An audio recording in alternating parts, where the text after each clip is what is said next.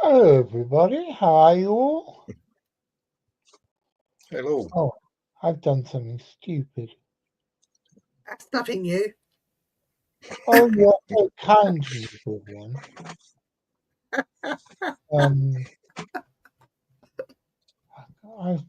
Hang on. I really am getting old and stupid. Now, is this? Yes, it worked. Yes. I managed to type hello. Oh, you do make me laugh. Hey, Jonathan, our guest tonight is Steve Ryder down there. I know. I recognize He's amazing. him. He's really good guest. I'm quite excited. I've known Steve for about 15 years. I've known Steve for 15 minutes. Yeah. Pretty much. Hi, Sarah Louise. Why is it whenever either you or me write something, it comes through 3 times? Because we're streaming to 3 different platforms. They're the 3 different platforms. So, Sarah Louise is streaming on Facebook, She's on Facebook, yeah. She's watching it on Facebook. Yeah. And other people are presumably watching it on whatever the purpose other platforms, is. yeah. Oh, yeah. Good God, isn't that clever? I've been doing this with you for bloody months, and I've only just tried to ask him. Hi, William. Oh, right. Dear. Right, so we've got Steve Ryder on. And Steve, can we start by telling people in the chat a little bit about yourself, who you are, what you do, what are you about? Just that to start with. Yeah, sure. I was born and bred in Southampton many moons ago. We won't go into that. And along the way, when I was rather young, I found out from my dad that he had an encounter with a ghost when he was in his teens. Just down the road from where he lived, and that kind of set me off on this quest to find out anything I could about pretty much anything that is paranormal or outside the box. So I would do my own investigations, and things like that. Let me get about 91. Okay. I joined a paranormal investigations group that was setting up, but that group had some issues going on, so a few of us left that, started up our own group, and we were doing stuff for a good few years, delving into things like mediumship, investigating ghost sightings and things like this, and so that was the first group. As a part of that, I ended up joining Southampton UFO group, and became their secretary and lifelong member until the group closed, which was 2008. And I went on from there to start another group in the sort of mid 2010s, that sort of time. But along the way, I've delved into mediumship, automatic writing, UFOs, ghosts, a lot of stuff along the way. So it's been a fun ride, and now I'm getting more into things like cryptozoology, and behind all of that, I'm actually a music reviewer as well. And as John well knows, because he's published some of my work in his Gonzo magazine. Is that enough for now, or? And for a while, him and I lived in the same village, so yeah. Oh, it's great. I mean, it's brilliant. So, in fact, no, sorry, yeah, go on. I won't go into that one. Andy helped me. Andy helped me run the last 2 weird weekends. So yeah, yeah, which is coming back, by the way. It is coming back. Nice. It is coming back as soon as I manage to evict my current tenant and get to my house in Exeter. So once I'm living in Exeter again, we will, because then I'll be living in the same city as Richard Freeman and Gwyn Palmer, and the three of us are going to pick it up again. Ooh, that sounds good. And one thing I did forget to remember to say was that I actually helped write and teach a college course on ufology at Totton College near Southampton, and that even resulted in me getting to go on Channel 4's The Big Breakfast. Did you? Yeah, I remember that. Yeah, I was actually on there as part of their. As well, one. They did a feature on weird college courses, and they picked ours, and I was the only one who could actually get up there. So yeah, that was fun. Oh, that is excellent. I'm quite in awe of that.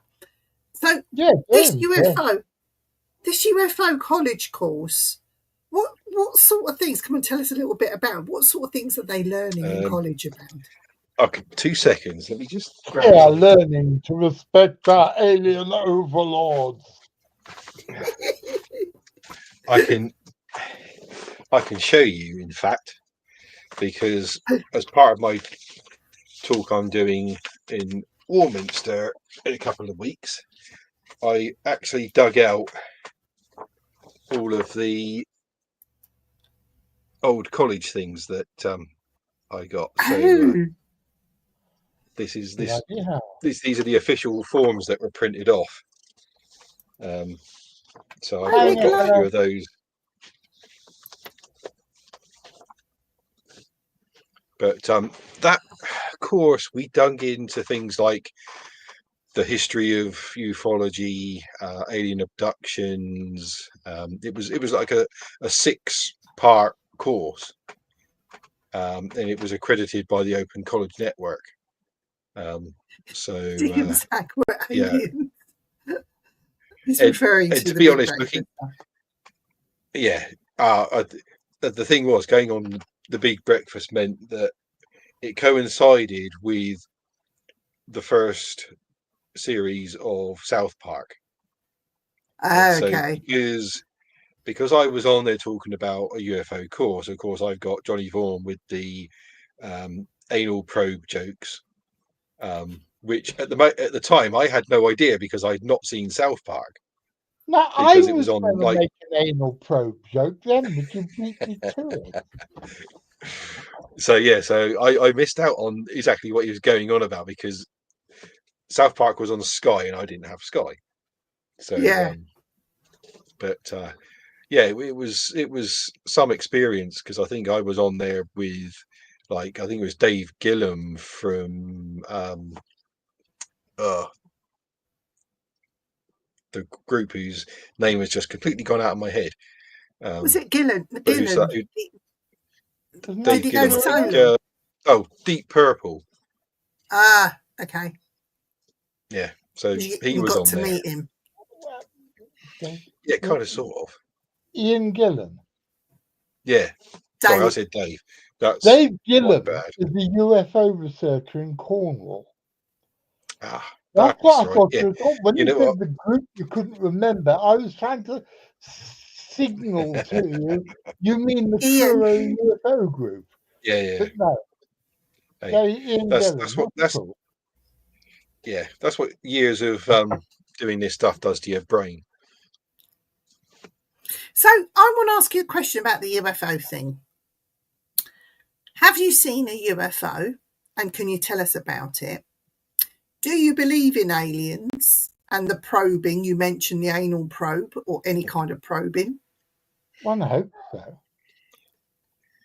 And have you met Have I? anyone that's been abducted? And what were your thoughts? Let's go there. There's 3 Um, questions there. okay, so yes, I have been lucky enough to see a couple of UFOs, at least 2 I know for certain. And that actual those 2 were within almost about a year to the day of each other. And the I'm going to be doing this on the talk in Warminster, but I can actually tell you a bit about this one because it's been out there before. But we, as SUFOG, Southampton UFO Group, we were doing a couple of sky watches in about a year apart in different areas.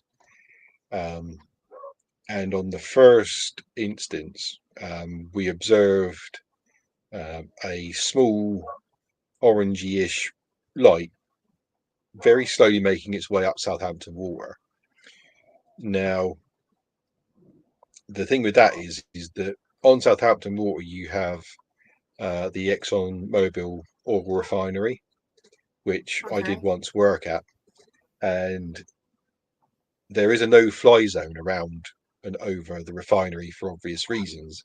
It's a huge place. It's about 5 miles square, so it's massive. And the no-fly zone is to protect, anything crashing into the refinery and all the rest of it. But yeah, we watched this light coming up Southampton Water, and it would stop and hover. And then at one point, we saw a plane approaching from the top of Southampton Water, and that aircraft was the local police spotter plane, Okay. and it came down Southampton Water, and as this thing hovered, the spotter plane actually circled this object, and for I think a couple of times before flying off, and eventually this object drifted a little further up and then dropped out of sight and disappeared. And then about a year later, we were at a different site, probably about maybe a couple of miles from where we were the previous year. And and we observed a stationary light, again, sort of orangey-ish in colour. It was hovering over Southampton docks. And again, on this occasion, the police spotter plane came and observed this thing on 3 separate occasions during the about 20 minutes of the sighting. But this time the object didn't actually move, it remained stationary. But as the plane approached each time, it dimmed and almost completely disappeared. And when the spotter plane receded, it brightened back again. It's like it was cloaking itself, sort of thing. Yeah. Wow.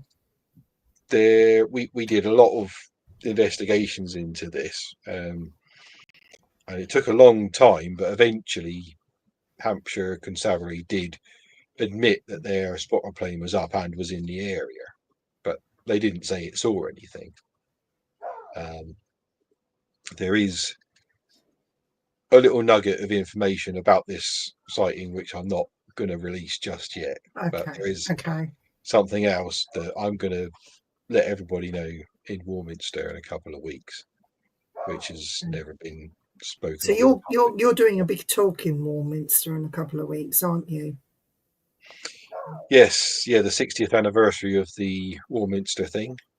They're doing a big event there, and I've been asked to come along and do a little talk there. So I'm going to do a talk about those 2 sightings, a bit about my relationship to the Warminster thing, and I'm going to give them a couple of little experiences that I've never spoken of in public before. Okay. So they will get something. Do any of them involve probing? No, I'm afraid not.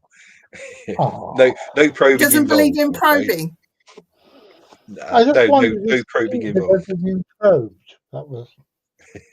I bet he has. Not to my knowledge, or at least should I say not to my knowledge, at least not by aliens. But we won't go. Other kind of probing, which we shall not go there. No. No. For medical reasons. My fun for him. Steve, what is this Warminster thing? For people in the chat that don't know what it is, can you explain to them what it is? It's a thing in Warminster. Yeah.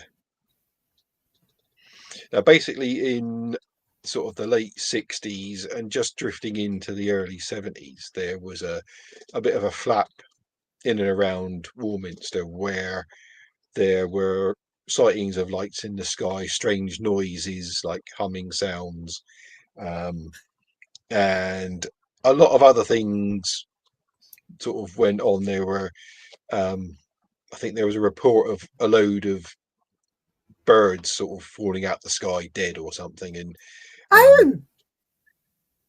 there was a lot of weird stuff, and so there was even a photograph taken and there's been a lot of debate over the photograph, and in fact over the whole of all of the reports of whatever happened in Warminster. A lot of people have said it was faked, or it was hoax, or a lot of things, but there's still a huge following of people that still believe what happened was the real thing, and it's one of the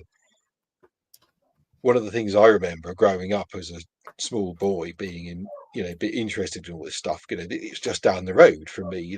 This it's only a couple of hours from us. It was a huge sort of seed in what sort of for me grew into a lifelong interest. So being able to get the chance and go and talk about this stuff in Warminster is huge, because although it was a big thing for me being interested in Warminster, I never actually got there and did a sky watch or any sort of investigation. So yeah, it's good to actually get there and do something and listen to the other people that are going to be there. It's quite interesting, isn't it, Jonathan? Very. And I still haven't answered your other two questions. No. Yep.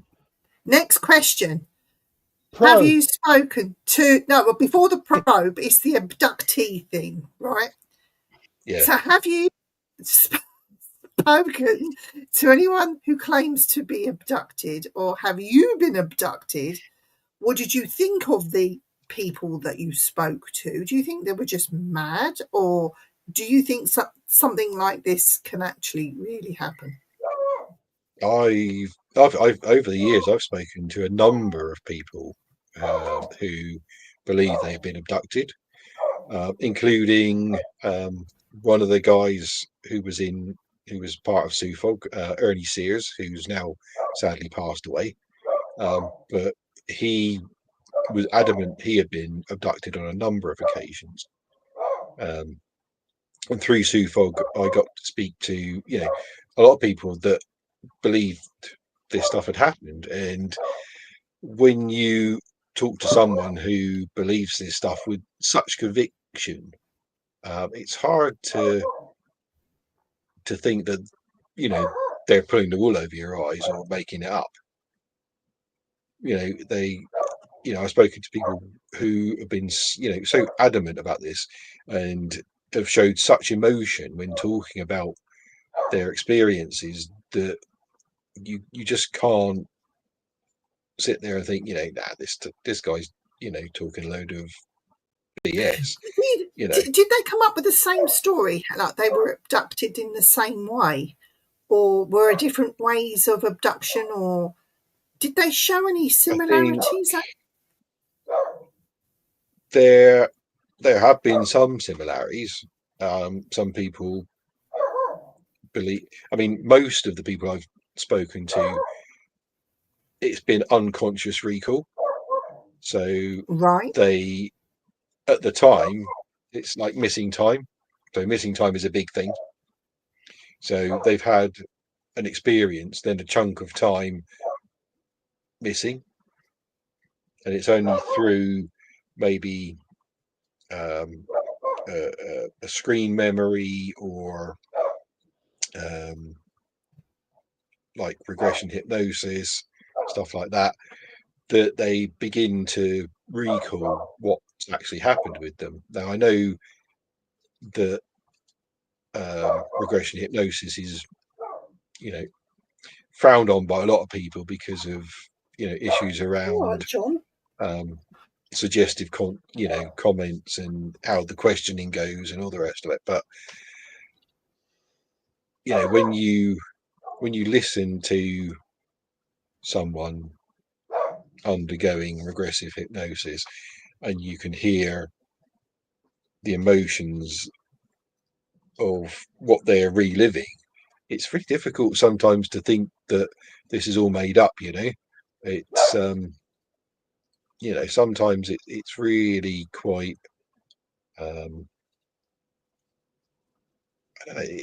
you feel the emotion yourself because of what this person's going so I have, but they've no not doubt. actually sort of recalled being lifted into the sky onto the mothership, lay down on a table and probed. Nothing like that. Just a bit more sensible. I can't remember the ins and outs of everything I've spoken to people about, because there's a lot of them, but it's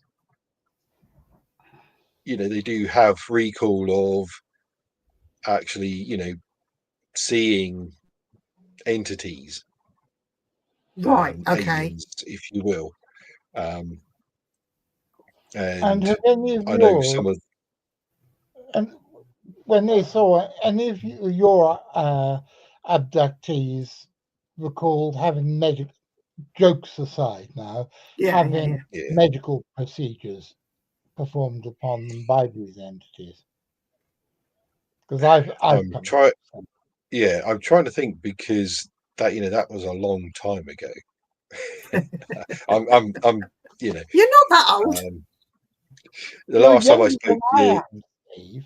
I know, but I mean, Suffolk closed 17 years ago. Um, the year I got married. So it was 20 odd years ago that I spoke to these people. So and lots happened in that intervening time. But Yeah, of course. if I if I remember rightly, at least one or two, especially I think I'm sure Ernie spoke about having implants put in, if I remember rightly. But those were um, something that's been hotly discussed, in wider circles. But they're things like that were mentioned. Also, things like scoop marks that they talk about in abduction cases and things like this. Weird marks appearing on the skin, things like this. So Yeah. yeah, there were Hasn't obviously some stuff going on. there, hasn't there been a report where there was an abductee once, or am I making this up? There was an abductee that claimed to have implants put in, and I believe it was a she. And she underwent medical procedure, and they found some foreign objects in her body that shouldn't have been there, and they didn't know what they were, and are subsequently removed and taken away. We never heard about what happened to them since. But there was a woman that actually did claim to be an abductee, claim to have implants, and a surgeon actually found something like Yeah. implanted into her body. Or am I just making this up? I'm sure No, Jonathan. no. My memory's as bad as Steve's here because it was 1999 and I was in Nevada at a place called Mesquite on the Nevada-Utah border for a UFO conference. And I still drank in those days, so my memory's a bit faded, but I met both the woman concerned and the guy who had all her implants in. Those plastic boxes that sometimes doctors will give you to hold medicine. Pills Monday, Tuesday, Oh, Wednesday. right, okay. Yeah. Well, it was a box like that, and it had all these little metal things in, some of which looked for the life of me like sort of chunky transistors. And I met him, and I met her, and trouble is I can't remember either of their names now. The Wow. doctor that did a lot of the surgeries, if I remember right, it was Dr. Roger Lear, if I'm correct. That And name in doesn't fact, ring a bell. That doesn't mean anything.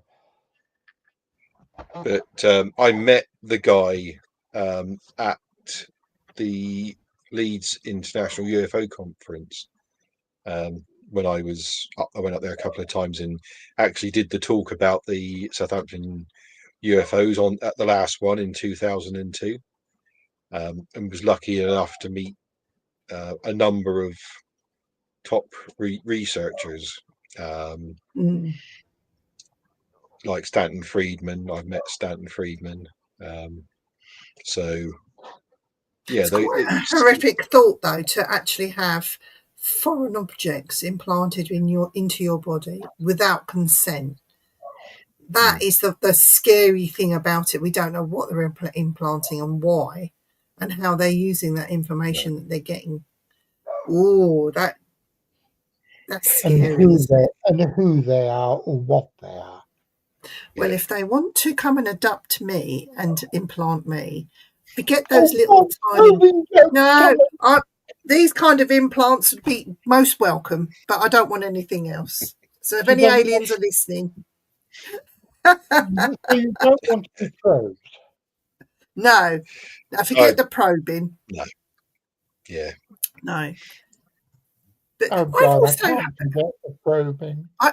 I want to ask Steve about something else before we move off the UFO subject. I want to get your thoughts on this. I listened to some weird and wonderful stuff when I'm not doing much before work. And this was years ago I listened to this. And it was somebody who was a witness that was talking about an area over in America somewhere, not the famous places like Skinwalker or anything like that. And he was saying how he come across animals that had a tiny little hole. They were all dead, that these cows were all dead, and there was a human being that was found as well.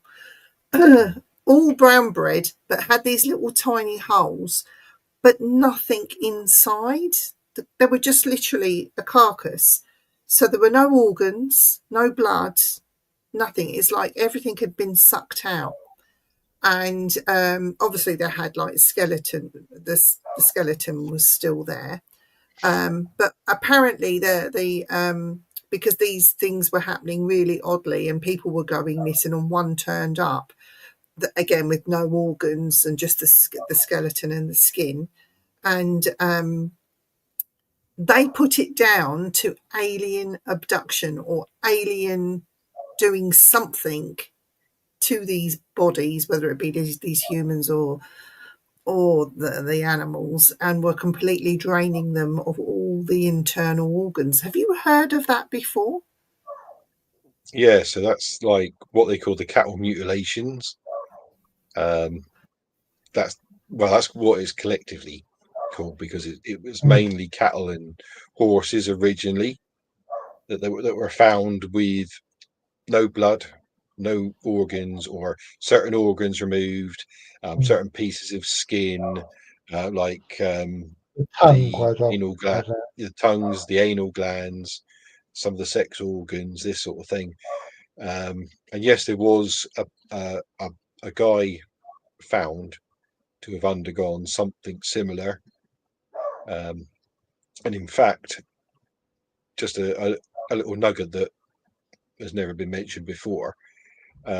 When I was in the Southampton group, one of our guys found a pigeon that had a very small hole in it, and again, no internal organs. What? And Mm. yeah, I don't know But whether there was that. there was no blood. There was no blood dropped. Not a drop of blood around the area. The body had not been removed. It's just like it'd been fallen from the sky and dumped. And this was the cattle or whatever it was, the animals as well. But they could not work out how all the blood was removed from the body, and these are like it had been sucked out through this tiny little hole with a straw. That's how it was described as. It Yeah, I was. mean, I'm not saying that our pigeon was a mutilation case, but it had similar hallmarks. Um, in fact, somewhere amongst my stuff, I've got some rather gory pictures. I'm pretty sure I've got a copy somewhere, but I never actually got to see it. Um, but yeah, no, I'm well acquainted with the whole mutilation stuff. The horses, the Do you think cattle, do you think other that's things. alien related though, Steve? It's really difficult to say, because there have been some reports where people have seen what they believe is actual cattle being abducted, in the lights and stuff. Mm. Um, so it could well be that some of this stuff is alien. It could be that some of this stuff is being done by, um, shall we say, clandestine organizations on this planet as Yes. well. Good, nicely put. Uh, and you could even say, one of the things behind this is that a lot of people believe that um, there are actually alien species on Earth working with some of the earthly government forces and military forces. and they're actually allowed to take a certain number of animals, humans, all the rest of it. That's a theory that's been doing the rounds for some time. Yeah, yeah. And there's another theory, which I don't think anyone ever put forward widely before, but I'm very paranoid, so I'm going to put it forward, that by making as many people as possible believe we are being threatened by an alien menace, it will make the governments of Earth, more effective at controlling their people. What on earth? Yeah. Excuse me, there's something very interesting happening here. What is it? Archie wanted to have a crap in the kitchen. Graham grabbed him by the collar. Archie wriggled out, and Graham's just chased Archie in the air and dragged him out by the collar to make him go outside. Well, he's 17. Come on. To put the shits up, the God-fearing citizens of various countries in this world, to make them more easily controllable by the government, might well not be a. It could be be a major. What's the word? Major. They have released some of these papers, haven't they, the governments, where some of them have admitted to having some kind or form of contact with something out there. Yeah, but again, are those real or not? Yeah. I had a bloody great big argument with Stanton Friedman over this one, and he never spoke to me again. Isn't there? I don't know which country's doing it or why they're doing it, but aren't they playing through these big dishes or something they've got somewhere? I don't know the technical word for it. Aren't they playing some form of ultrasound or bass sound or something by way of speech, and they've actually had a response come back?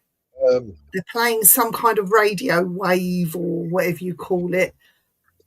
Yeah, I mean, you've had CSETI that's been going for many years, and they've been beaming messages out through these big radio telescopes for tens of years, and there's the story of the wow signal, which was the only time they believe they've actually had a response. And I'm not going to even try and remember where it happened, because I've got too much floating around in my head. But yeah, the wow signal was a big thing, but it's never happened again. And of course, a lot of people will tell you that's because they're already here and they've been here all the time, and yeah, you literally could spend hours talking about this subject. It's fascinating, isn't it? Oh, absolutely. That was John. Yeah, in case you was wondering, and John sometimes, that was him. He just popped in to say hello. I've had to move my keyboard because he tends to sort of cut me off. Yeah.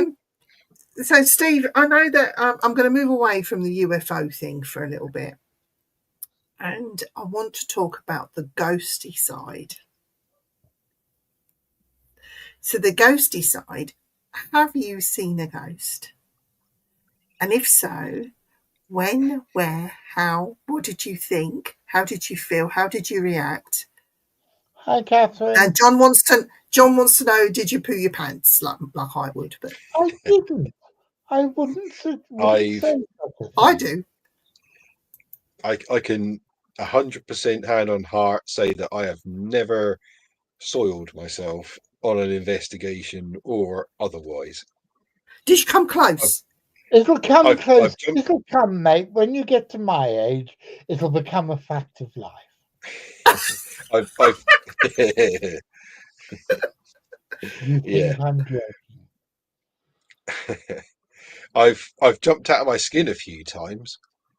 Um, What was the scariest thing that made you jump? What happened? Tell us about that.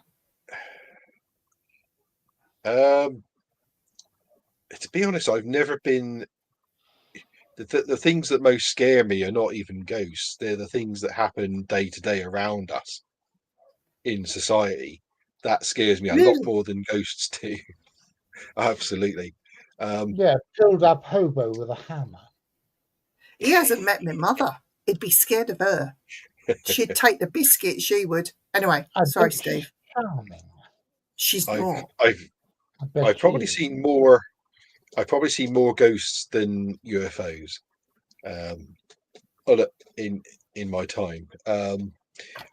Let me think of some examples. A funny one and a scary one. Okay, I'll tell you the one that finished me to the point of thinking I don't need any more convincing anymore. This stuff is real, and it's an extremely personal one. Um, Okay.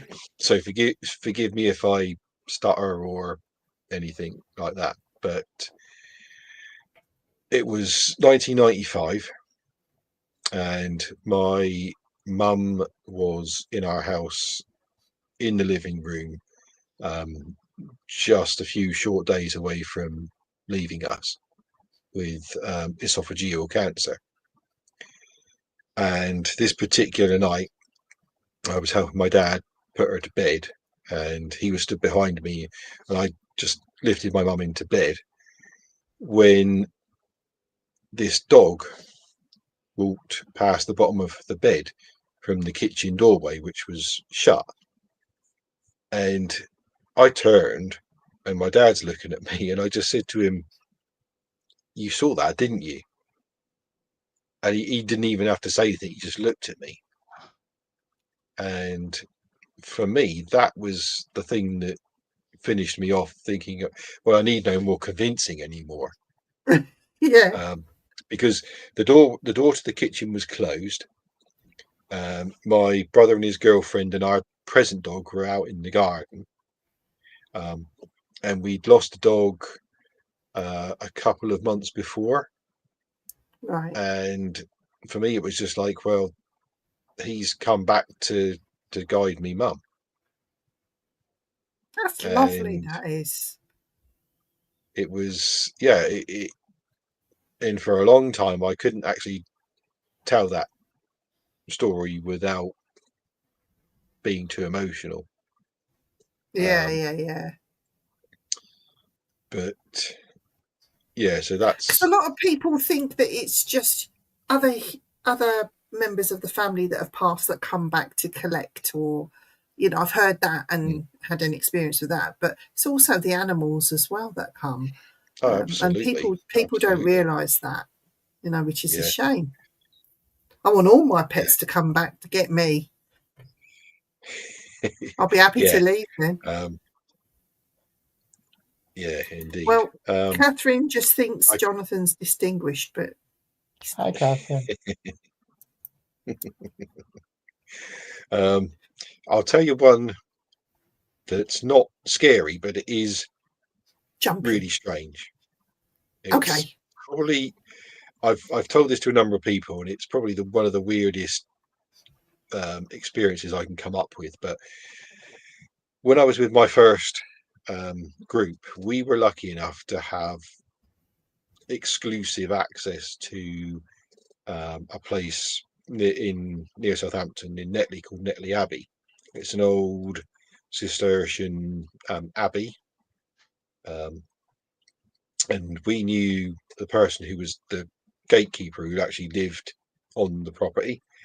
and so she used to allow us in at night on for investigations. And so this one night we were in there, and it was obviously pretty dark, and we were in this particular part they call the I think they call it the infirmary, which it probably wasn't. It was probably something completely different, but that's what they call it. And so you have this big open area, which is still covered, and down one side is an open part, which is where there's a stream running, and above that area would be where their latrines were. So you can imagine why the water was there, was to carry the stuff Carry away. the shit away, So yeah. anyway, yeah. So anyway, so we're stood up one end with these big old, what would have been the window behind us. There's about 5 of us. And at the other end, you have a small, like an arched doorway facing you, and a little arched doorway to the side, and a big wall.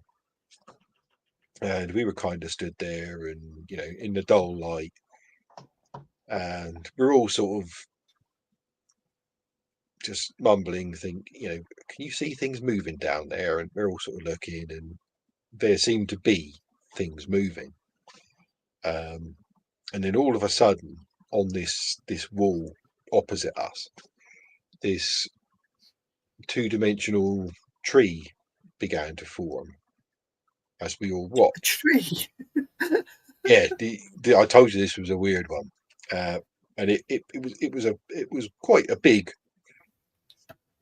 tree, and we were all sort of looking at it, thinking we just seeing mold on the wall that's being cast as the shadow of torches and stuff.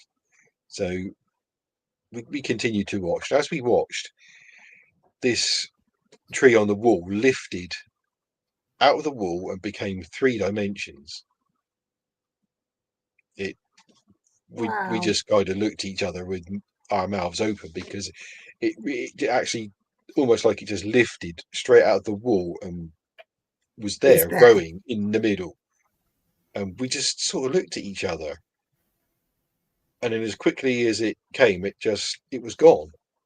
Was there And anything then significant about the tree, or no, it just looked like I mean, in the grounds are sort of oaks and firs and stuff, and we all just looked at each other and thought, we were just like, you did see that, didn't you? Yep, totally saw that. And we must have investigated that place, I don't know, 10 times, and not once did we ever see that again. We saw wow. we saw the monk. There's supposed to be a ghostly monk there. We saw him. Other things. In fact, later on when I became more into mediumship and back in the sort of more of the 2000s, one of my guides was a monk called Brother Barry, and he apparently actually came or spent some time at Netley That Abbey. place. Did he explain to you the meaning of the tree at all at any point? No, and I've never asked. I don't know why, but maybe that's something I need to do, is to ask that, because for a long time I sort of drifted away from the ghosty stuff and a lot of things, but just recently I've been in a number of situations that have made me think I'm being pointed to go back to it. Just recently we were. Shall we tell people our secret? Me and Steve have a secret together. He says, just plugging his computer in. And it's not a bad secret. It's a good secret, isn't it? And it doesn't involve programming. No. But it does involve some flashy things. Oh yes, yeah. Up on the tour. Okay, boys and girls, I have absolutely no idea what they're talking about. Just I want whatever they're going to divulge, it's fuck all to do with me, I promise. Well, we can't say too much, can we? But we can say that me and Steve were together on top of the tour doing some ghosty stuff and some UFO stuff for a pilot TV show. Mhm. Did you see anything? Sadly not, because so I think something happened and we ended up ending the night a little bit short. But I was literally almost 100% sure that something was going to happen. It's just that we weren't able to stay up there long enough. But yeah, we did have some interesting reactions from your I forget what it's called now. You can We did Gansfield and then we did yeah. Estes, didn't we? Excuse me, what's Gansfield and what was the other one? Estes experiment. These are experiments that Steve and I did together with some guinea pigs, didn't we? Can you explain what they are without No. spoiling the? Okay. Yeah, we can. That puts me in my fucking place, doesn't it? Hi, Chris. Nice to see you, mate. Are you back in Australia now or still in Croatia? There were no flashing balls at all. Oh, No. God fucking mighty. Stop it, you in the cheap seats. Steve, do you want to explain what one of the experiments was?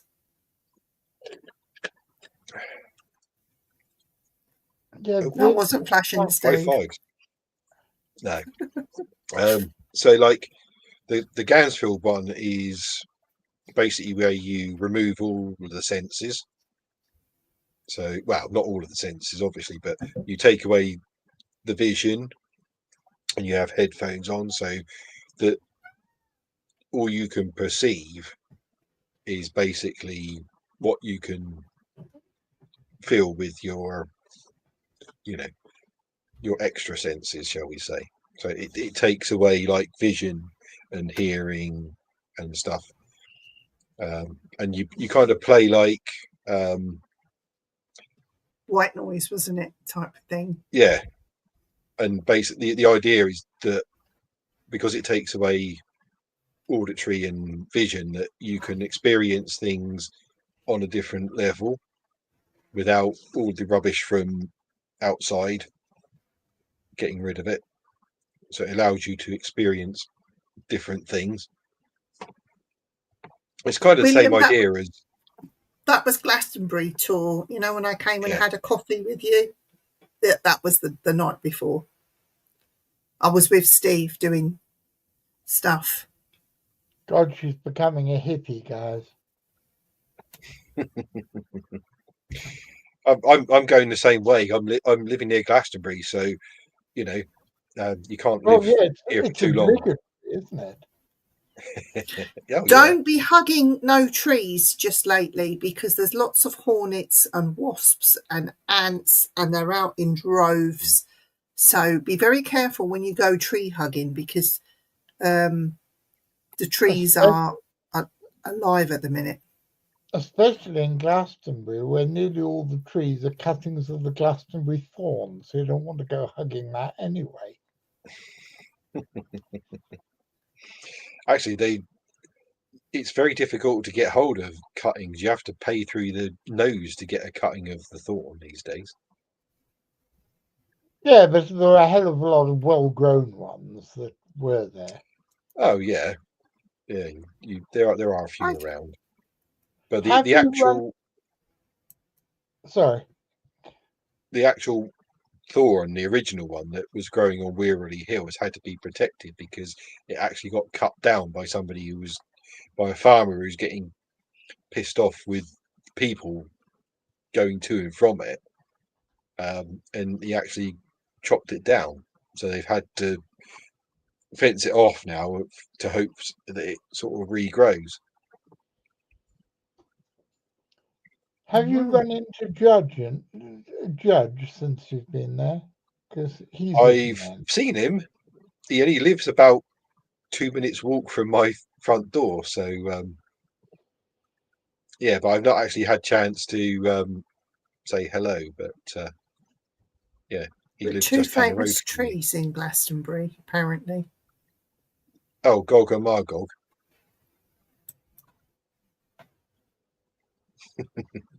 Yeah, there are two famous trees, Gog and Magog, um, which are over the back of the Tor somewhere.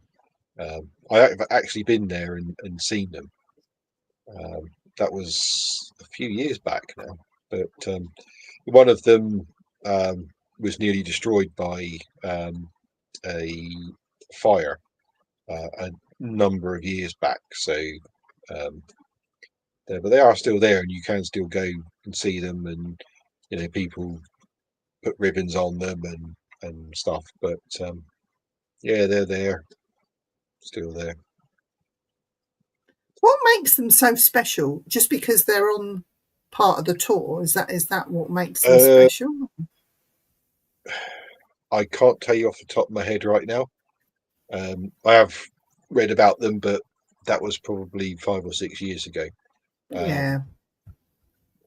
so yeah, but yeah, they are theirs, and you can go visit them anytime if you're ever down this way. Jonathan's going to go and look it up now. Yeah, because I'm intrigued. I know about Gog and Magog the giants, and I know Yeah, about the biblical Gog Magog the giant, but I've never heard of the trees. So, oh, yeah.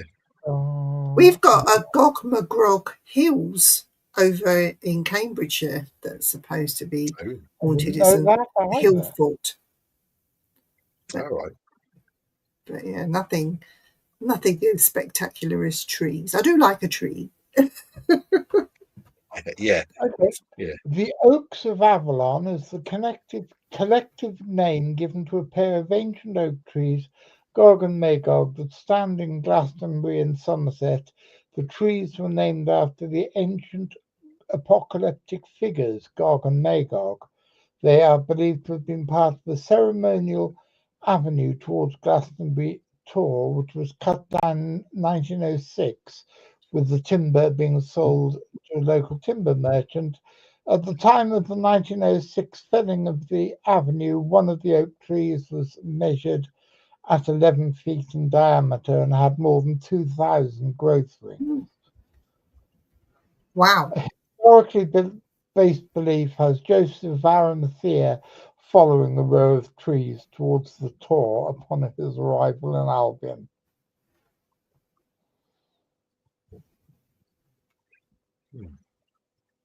Well, there you go.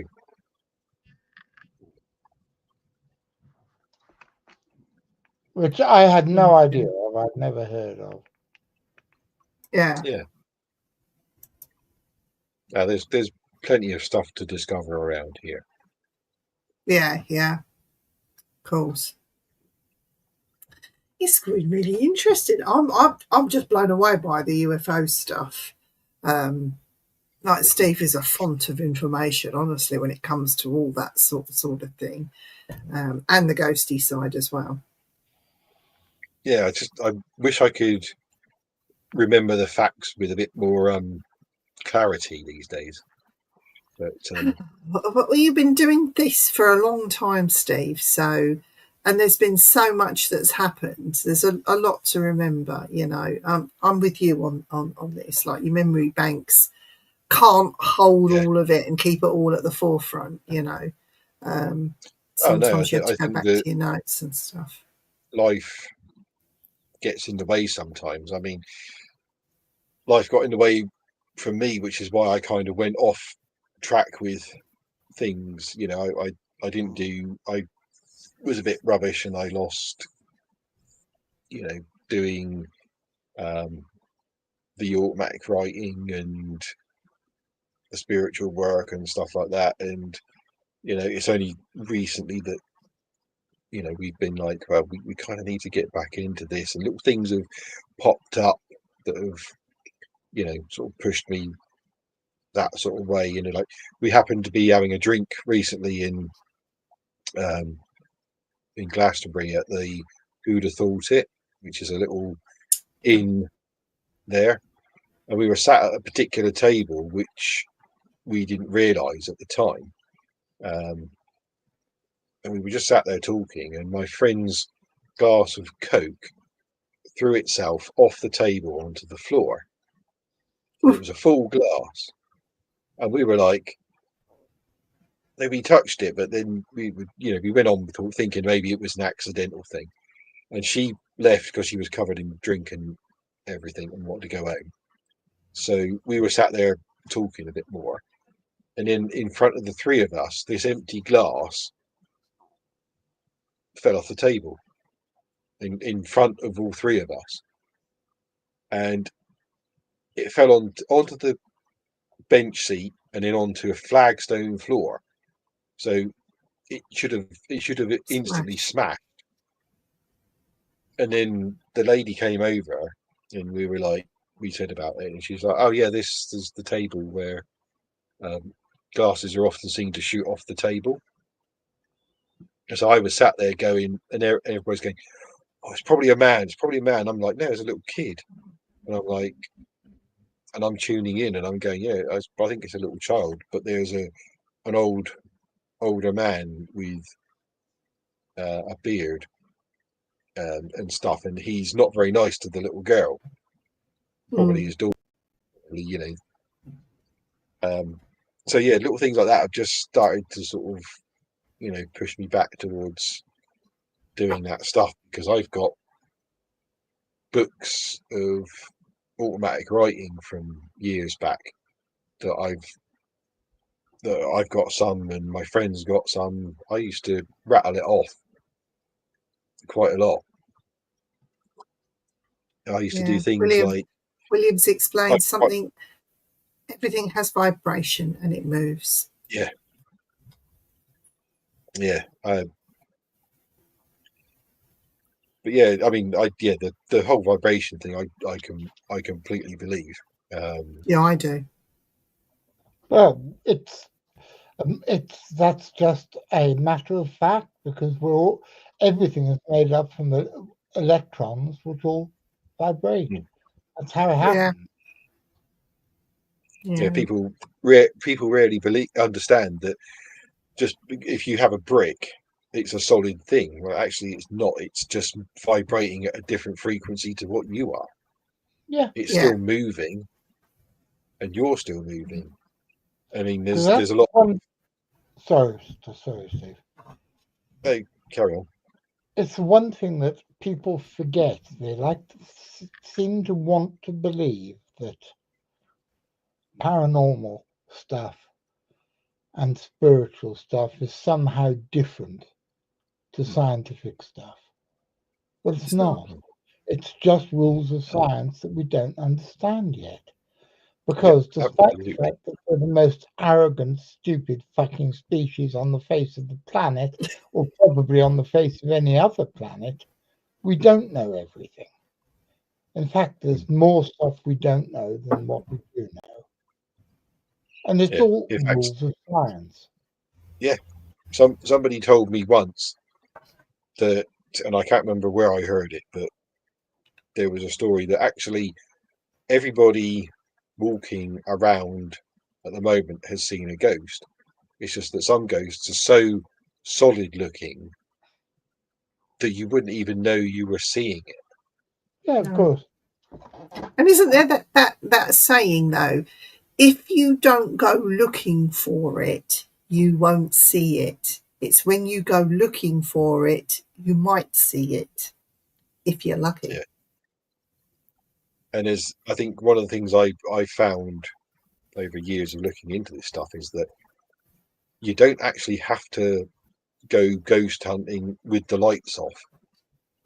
Yes, or in the dark. Yeah. Thank you, Andy. We only do that because it shuts off one of our senses.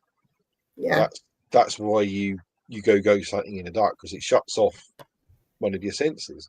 And So it you also use things helps like you get into a you use your spooky laser grids and stuff like that to see things that are there. I mean, I've been in places on Portsdown Hill, the old forts up on Portsdown Hill near Portsmouth. And we've had things thrown and stuff. We've sort of thrown pennies into the dark, and they've been thrown back. You know, and it's like people are like, "Oh yeah, well that could be somebody else." But no, when the whole No, because they'd be picking the pennies up and putting them in their pocket. They wouldn't be chucking them back. Well, yeah. I mean, there are too many things I think I've seen over the years. Yeah. That I just don't question this stuff anymore. No. To me, it is like John said. It's a natural thing. It's just a branch of science we haven't figured out how to detect yet. Have you had or been lucky enough to receive any apports at all? Not that I know of, but Okay. I have. Fair I have answer. I've been in situations where things have gone missing, and I'm like, I know I put that there. Why is it not there? And then it's turned up in a different place. So those sort of things have happened, but I've not been in a situation where something's fallen out of the air in front of me. And I know with certain it's an apport. I've had, do you know what I've had? And this was, oh God, nearly 30 years ago. I had a gold round pendant and the chain fall down onto a pavement in my nan's garden to her front door. It fell down in front of me, and it was away from the house, so it couldn't have been fallen, or she wouldn't have chucked it out the window. So this thing just literally, I was walking, I was looking down because I'm coming up to the front door where there's a step, and this thing was just there. And I bent down and picked it up. I thought, oh, that's pretty. I took it inside. I went, Nan, is this yours? She goes, never seen it before in my life. Where did you get that from? That's pretty. You know, so I know it wasn't a plant or anything like that. And I still have it to this day. It sits in a jewellery box. But this thing just appeared. It was warm. It was very warm. The chain wasn't, but the pendant was. Mm-hmm. And the pendant is just a round circle disc with the it's just an outline of an angel in the middle. Yeah. Very weird. I've never seen any for sale. And it's pure gold. No. A few little things I've had that have happened that have made me sit back and think. In fact, one happened when we were filming up in the Quantox. And do you remember when we were filming up there, and we pulled into that little car park? Yes. And we'd got out, and I had to go back to the car for something. As I went back to the car, there was a little gold silver disc on the floor, which I didn't see when I get out the car and put my shoes on and all the rest of it. So I picked it up, and when I turned it over, it said, "I love you." Oh. And I'm always looking out for stuff like this because, as John well knows, I lost my youngest daughter 5 years ago to suicide. Sorry. And little things like that, when they pop up, I'm just like, it kind of makes me think, it's from her. Oh, she's still there. She's still watching. And that's exactly the sort of thing she would have done. Yeah, absolutely. That's lovely. Because I totally adore. She was an absolutely wonderful little girl, and I adored that girl. Yeah. So Chris has mentioned something. He says, I hadn't had any experiences like that. The only supernatural thing I've seen was someone sitting cross-legged a metre or so above the ground in Venice. Oh, Venice! When I was young. And they do say Yeah. Venice is shrinking, is sinking, doesn't it? So Thinking, yeah. if I that was was a I was quite astounded and still don't understand how this happened. When I was very young with my mother, who's as psychic as a brick, let me tell you. We were just, I mean, I'd sat up in bed and we were on a third story. We were in a complex and we were the third or fourth story. We were on the top, basically.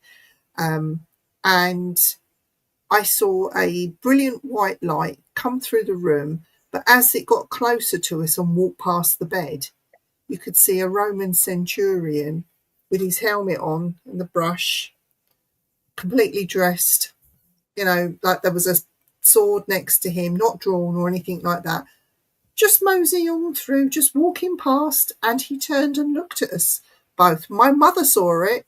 I saw it. I don't know if she saw it the same as me, but I saw this. It was very pretty to look at. It was like, oh, wow. And I wasn't scared, but he walked through the bed and disappeared through the wall.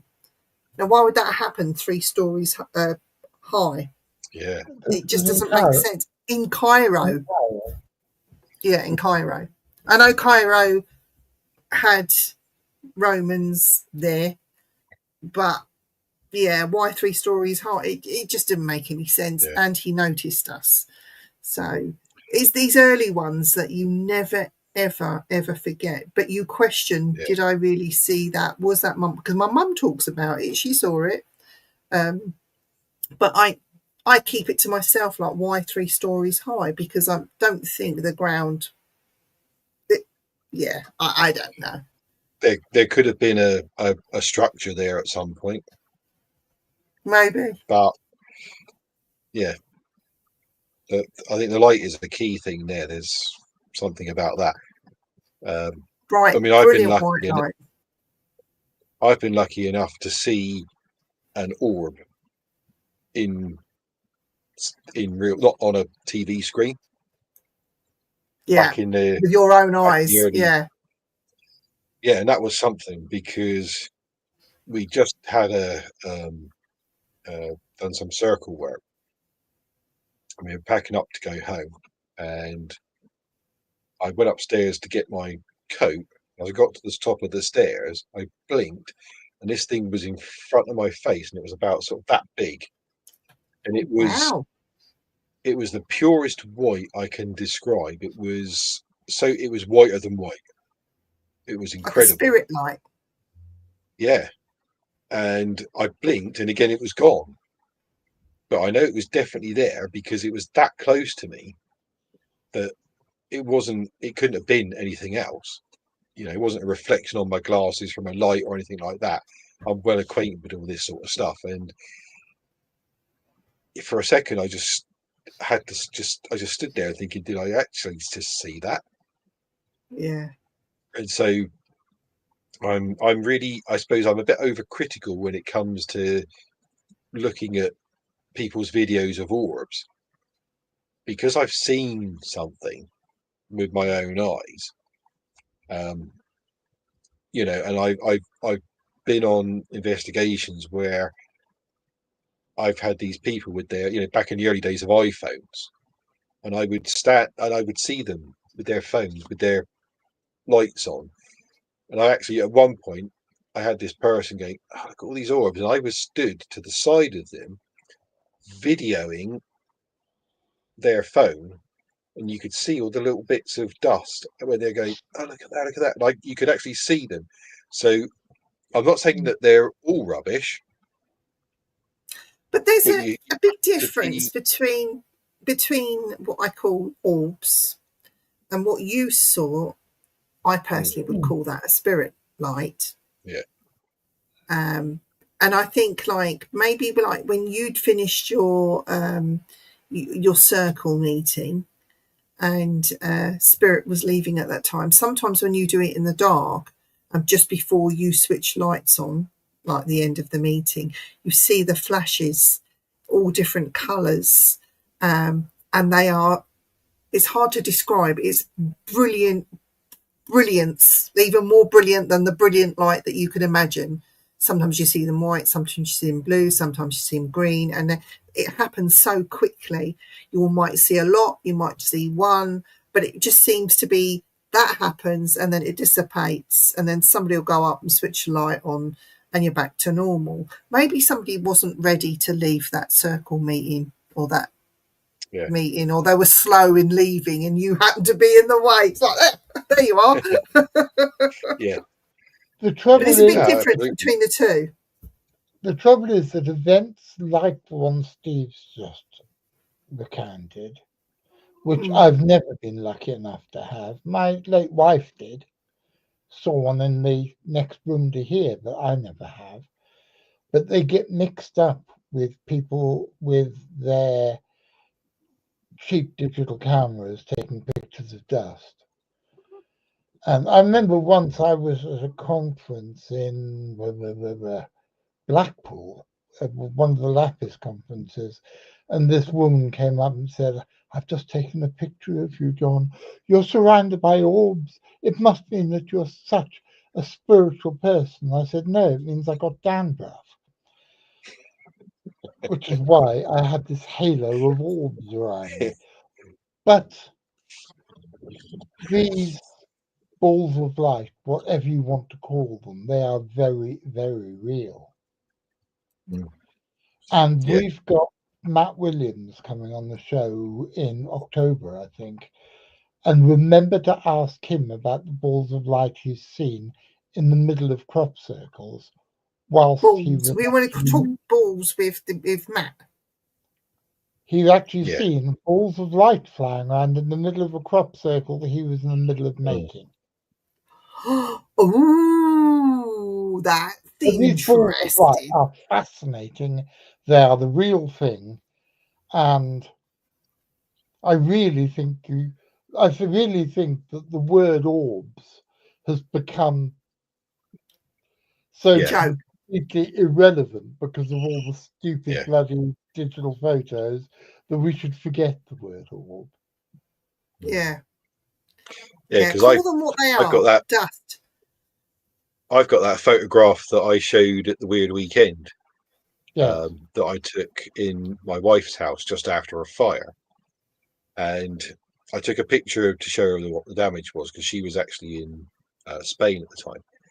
And above, in the corner above some shelving, where on the top of which she had a healing bowl, is this bright circle. It's sort of off. It's slightly off circle, so it's like a an oval, egg-shaped, and it's in the middle of it. It's got two dots, and it's really strange. Yeah, it's like, and if you zoom in, it's almost like you're looking through a portal or something. It's really strange. It's like, there's something through there, but you can't quite see it. I'll have to send it to you and see what you make of it. Yeah, because I've done so many experiments in the past with dust, with pollen, with light rain, with snow, with fog. I've taken all these pictures, and in all of them you can get the orb effect or the rod effect. A moth midges with the rods, and where I live, I'm quite lucky because I'm out in farmland and the fenlands and the fens, and so I'm able to go out and do all of this. And I've kept a dossier of them over the years, but what shocks me is when you call out and say, look, if you are going to show yourself, forget orbs, forget round circles, do something interesting. How about a square? And then when you're taking the pictures, you're getting triangles. It's like, what? And this is on demand. It's like, yeah. there is something more that we're not sure. Hi, Chantel. Hi, Chantal.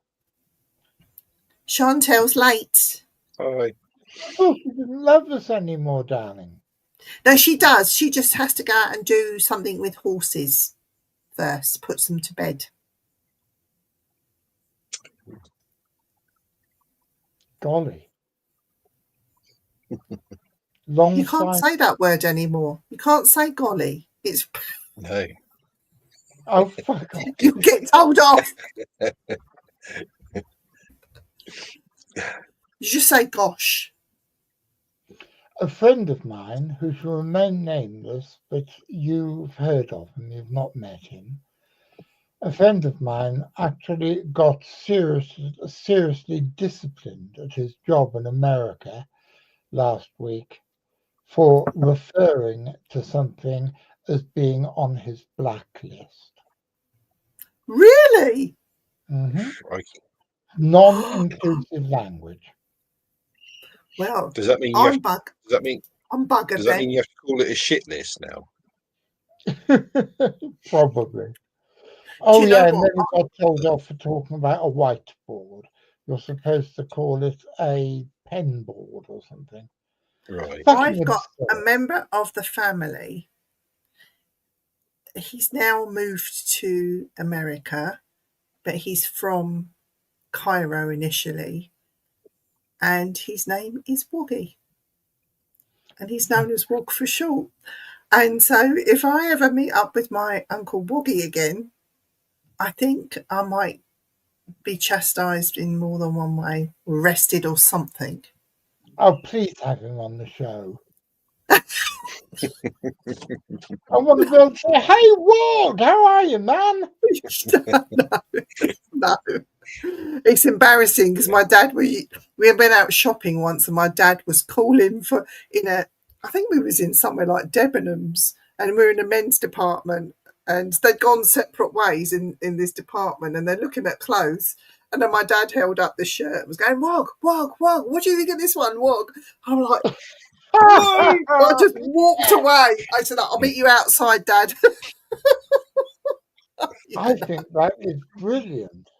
Oh, Hang on, dear. somebody has just said, if you go looking for ghosts, don't be surprised if they find you first. And trust. Leave that one. Can you read that out? Because I can't see that. Trust me, leave that world alone. Do you know what? They find me, I don't find them. Ned's arrived. Our G'day, Ned. Antipodean contingent has arrived. Crikey. A woolly woogie. Don't. Oh dear. With that, you have completely and utterly put a stop on any intelligent conversation, because we're all thinking about your father shouting, "Hey, Wog!"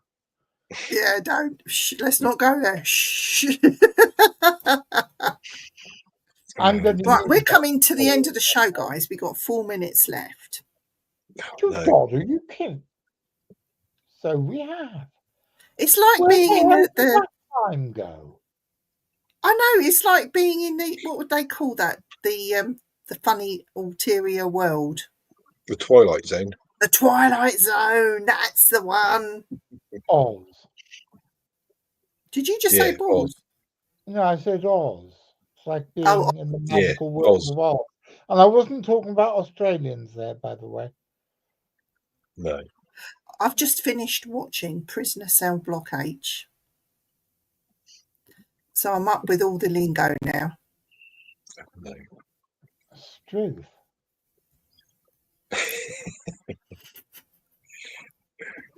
You're just a dag, Jonathan. Oh, my dear girl, I've been that for many, many, many years, and I'm proud of it. Steve, will you come back on the show? When you introduce me to your uncle, I'll say, "Hey, Wog," and he'll shout, "Hey, Dag." No, he's Egyptian. He's not. Steve's coming back on our show after his 3:32. talk about the Warminster thing. We're going to say it with a twang. Warminster thing. And he's going to tell us all about it. And we're going to continue our conversation about ghosts and aliens, because I just think we've just skimmed the surface today. Yeah, I'll tell you the other few little nuggets that are going to be told there for the first time, and then you can get all the rest of it, and we can talk over those bits and pieces. Yeah. If anyone wants to go, can they buy tickets to go and see this Warminster thing? You can. I'm trying to think. Let's see if I can find the website for it.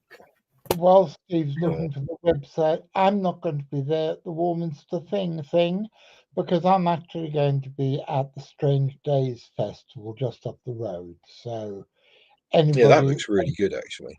It's going to be cool. I want to go because I want to see Henge. I love that band. I think they're fantastic. So you remember my nephew?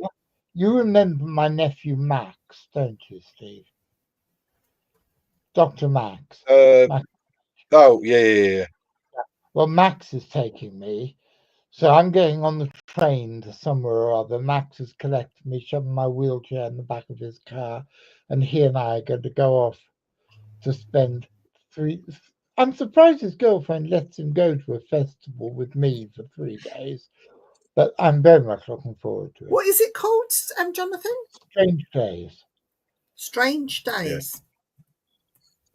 I think there's a load of music there. In fact, I think some guys I know are going to be there called the Scribes. Yeah, it's halfway between a traditional rock festival and traditional conference, and they're both shoved together. And it's fantastic. It's going to be wonderful. But yeah, here you go. Oh, that's the. Is there? Read the website address out to me. So the website address is www.warminsterthing60th.co.uk. 60th. Hello, Piggy. And I yes, think you can I've book put it up there, right? But I've just put the website up on there, and the Strange Days Festival. I've just mentioned that there. Strange Days Festival and the Warminster thing. Yeah, I think we're looking forward very much to hearing all about it. And the only thing I'm doing is I'm seeing Mariah Carey on Friday. So that's going to be exciting. I'll write a review for you, Jonathan, and you can put it in your Gonzo Weekly. You are welcome, my love. We cover all sorts of strange things.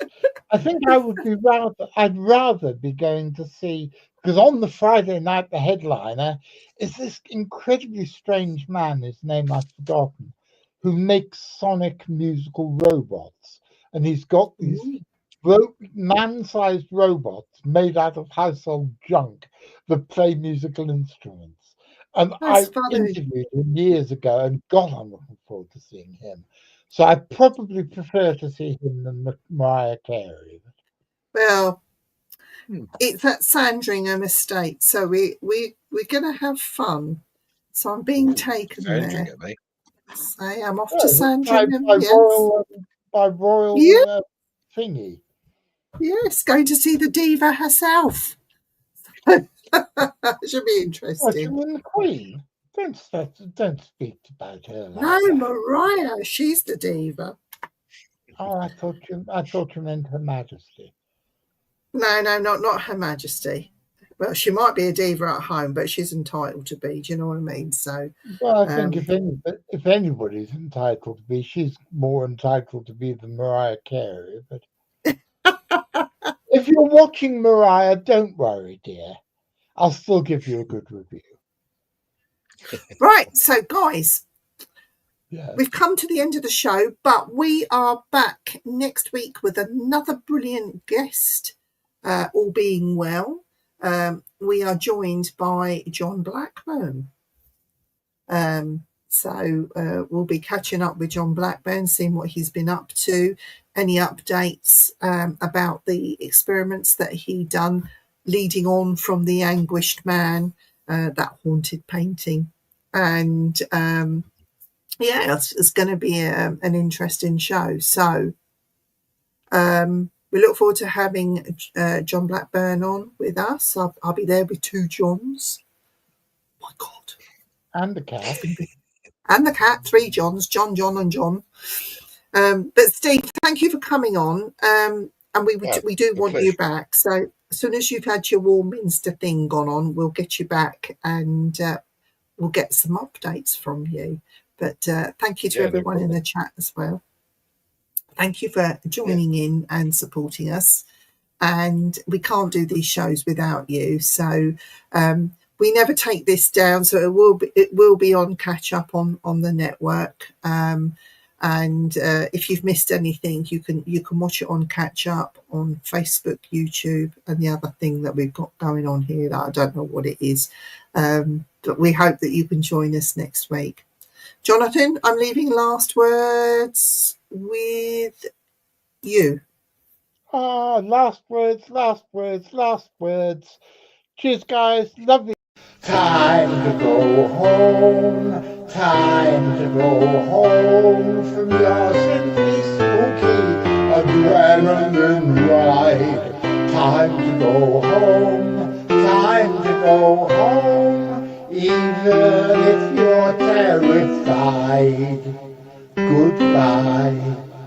Time to go home, time to go home. Vivian and her weird friends are all going home. Time to go home, time to go home. Vivian is waving goodbye, goodbye.